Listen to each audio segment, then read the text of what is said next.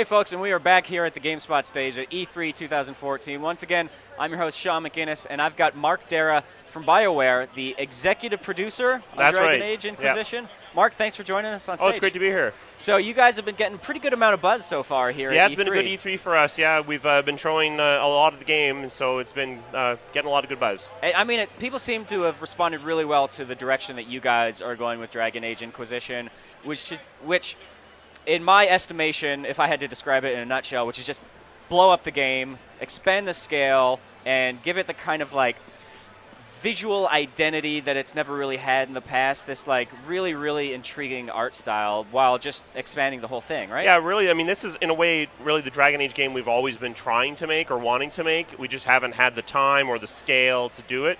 So we're really, in this one, trying to bring exploration back to a BioWare game. So we have that core story that we're known for with the characters and relationships that really draw you in, but now we can give you a lot more space to explore and immerse yourself in a world. All right, great. Now, if you guys have any questions, feel free to respond in the GameSpot chat that we have going on right here, or send them my way on Twitter. I am at @smcguinness.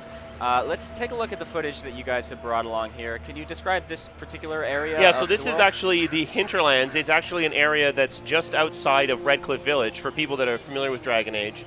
This area is bigger than all of Dragon Age Origins put together, and it's one of just a multitude of regions that we're actually having in Dragon Age Inquisition. So this is a more settled area, but it's actually in the grips of conflict between the Mages and the Templars. We'll see that right here. Mages and Templars are kind of going at it down there. But we'll take you to less explored areas, Frostback Mountains, out into bogs and deep desert. The thing is that for Dragon Age Inquisition, the scope of the story is so big that we needed the breadth of terrain. We're crossing two nations, so we couldn't just have one region. We needed to be able to pull it out and just have it be able to go where it needed to go from the storytelling perspective. So one of the tricky things about big open games is that scale alone doesn't make things interesting. You need that emergent gameplay and all the little in-between areas when you're not doing a critical mission. So in terms of what you guys are doing with Inquisition, what's the incentive to just explore and take things at your own pace? Yeah, I mean, you're absolutely right about open world gameplay. For us, what we really make sure is that every area you go to is important to the story. You're doing things to further the power of the Inquisition. This is an organization that you ultimately lead, and it gives you the power to do things you wouldn't otherwise be able to do. You reach a fortress, the doors are locked behind you, you can't sneak in the back. You have troops, you have 100 guys that you can use to bash the door in to get you through that front door. And ultimately what you're doing in exploration is things that are either going to make you better, so gathering crafting materials in order to make yourself better armor and arms, or you're doing things that are actually furthering the renown and power of the Inquisition to draw people to your cause. All right, so we're starting to get quite a flood of questions here. Maximilian on Twitter is asking about the controls in the game because, from Dragon Age Origins to Dragon Age 2, you guys quickened the pace a little bit, made the action a little bit more immediate and quick. What are you guys doing with Inquisition? So we're doing two things there. We're slowing down the animation to be a bit more weight, a little bit more grounded in the world. So when a guy's swinging a two-handed sword, he's not spinning around as much. He's a little bit more grounded. The other thing is that we're bringing back tactile camera on all 5 platforms. So it was just on PC for Dragon Age Origins, didn't exist on Dragon Age 2 at all.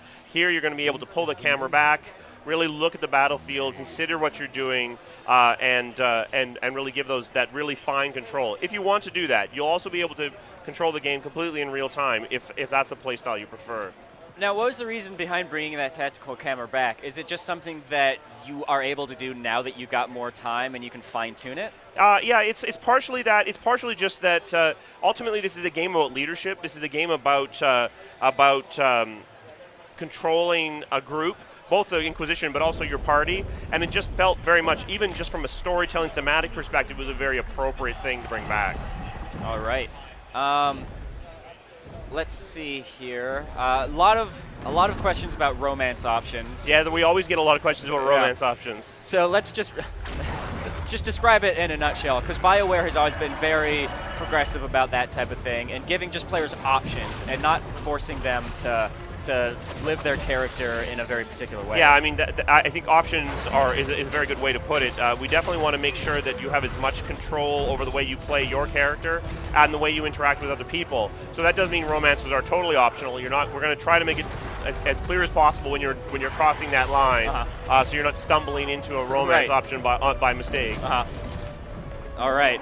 Yeah, I mean, I still remember in Dragon Age Origins, and this might be two, but Dragon Age Origins, walking into the brothel, them asking, what would you prefer, male or female? What the third option was, surprise me. Yes. So it's always been that kind of game. Yes. Let's see here. Some questions about importing saves from previous games. So the way that works is Dragon Age Inquisition is definitely a great place to pick up the series if you haven't played before. What we're doing is we have a web service called the Dragon Age Keep, which you can go to and actually build a save, essentially build your choices from the previous two games using an interactive form. It's in closed beta right now, but we're going to be expanding that out over the summer. All right. So, and does that give you kind of like a little story primer in case you've forgotten those details? Exactly. If you really want to be, if you haven't played Dragon Age before and you really want to be up to date on the world, the Dragon Age Keep is going to give you an opportunity to really see what happened in the previous two games. All right. So we're actually taking a look at a big epic dragon battle right now. Yeah, and I feel like we'd be remiss if we didn't talk about that a little bit. Yeah. So I mean, I think we actually were distracted, and we're kind of actually pretty far into it. Yeah. So I mean, dragons are actually the biggest, baddest things. They're really endgame content. They're apex predators. You really need to bring your game if you're going to fight them. One thing we've introduced for Dragon Age Inquisition is multiple target regions. So now you're not just attacking a big sort of sphere of damage. You can attack their legs if you do enough damage. They're going to roll over onto their side, giving you access to their head to really do a lot more damage. So, and you said that they are endgame enemies. What type of enemies are we going to be encountering along the progression towards dragons? So one of the things we're doing in this game is we're not auto balancing the game, which means like in the very first area you're in, there will be a dragon there, and if you want to go and try to take him on at level 5, you can do that. It's probably going to be a bad idea. But we're going to really open up and leave it to the player to really decide how deeply they want to engage. A lot of humanoid creatures, obviously. This is very much a game that has a lot of people and politics in it. But the game, at its fundamental core, is about this breach in the sky, which is spitting demons out. So a lot of demons you're going to see over the course of the game. All right. Now, Abdelrahman Keshk on Twitter is asking about types of dragons, variety. Is it sort of like just that one singular dragon in the distance that you're working towards, or is it sort of various types? There are various types of dragons. We actually have dragonlings as well, sort of the younger dragons, but we'll be doing dragons differentiated by element, like essentially like fire breath or ice breath, as well as a few other sort of regional variations based on where in the world you actually are. All right. Let's see. So many very, very specific questions about Dragon Age. That tends to be the kind of community that you guys have, That's right? the community we have. Yes, very specific questions about Liliana's haircut or something, I suspect, yes. So how do you filter that kind of stuff? How do you take just that wealth of feedback from the community and use that to inform the direction of the game? Yeah, I mean, it's really important to be open to these kinds of questions and to try to respond as best we can. Obviously, we don't want to answer questions that are going to spoil the story. I mean, even though people think they want the answer to some of these questions, there's some that the answer is not going to be. It's going to wreck things for them. So we have to be careful about what we do and do not answer. Right, of course. Let's see. We're getting questions about platforms of the game, specifically what we're seeing here. Can you tell? Do you happen to know what platform this was? Yeah, so this was actually captured on a PC with a controller. We will have full PC mouse and keyboard controls as well, and then like Xbox One and PS4 will have really high graphical fidelity as well. PS3 and Xbox 360 are obviously going to have a little bit lag behind a little bit there. Yeah. Any plans for modding support on the PC version? Maybe we've talked about it. Obviously, this game uses Frostbite 3, so that's something that doesn't currently exist for that engine. But it is something we have talked about, and so not at launch. Right. And even if it's not official, the Dragon Age community tends to be pretty active. They'll definitely figure it out. We've seen Dragon Age 2 stuff where we didn't have an official tool set that has shown up for sure. Let's see.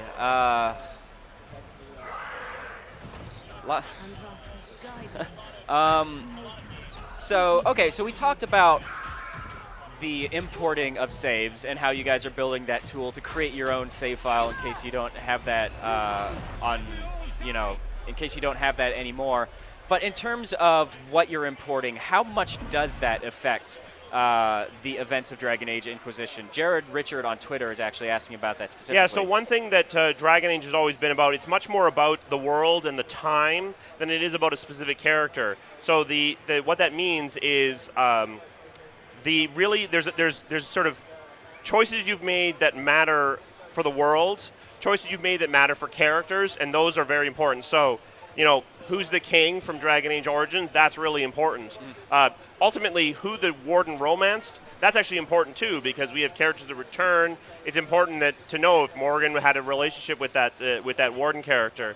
But some of the other choices you made maybe mattered in the moment, but didn't matter to the overall state of the world. So we're importing hundreds of choices from the previous games, so it's a lot. All right, Mark. Well, I appreciate your time, and I'd like to apologize to the 900 people whose questions we didn't get to today. Yeah, I mean, we'll try to answer them as best we can.